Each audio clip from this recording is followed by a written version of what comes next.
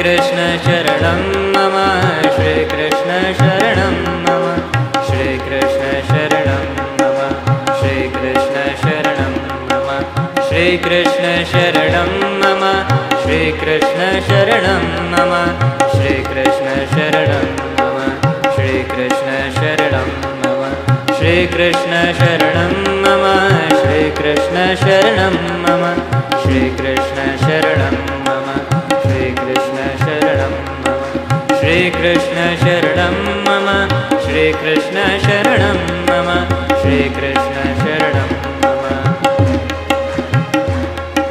श्री कृष्ण शरणं मम श्री कृष्ण शरणं श्री कृष्ण शरणं मम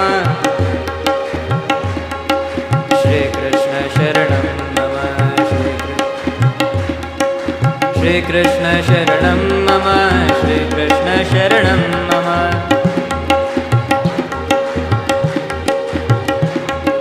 श्री कृष्ण शरणं मम श्री कृष्ण शरणं मम श्री कृष्ण शरणं मम श्री कृष्ण शरणं मम श्री कृष्ण शरणं मम श्री कृष्ण शरणं श्री कृष्ण शरणं मम श्री कृष्ण शरणं मम श्री कृष्ण शरणं मम श्री कृष्ण शरणं मम श्री कृष्ण शरणं मम श्री कृष्ण शरणं मम श्री कृष्ण शरणं मम श्री कृष्ण शरणं मम श्री कृष्ण शरणं मम श्री कृष्ण शरणं मम श्री कृष्ण शरणं मम श्री कृष्ण कृष्ण कन्हैया लाल की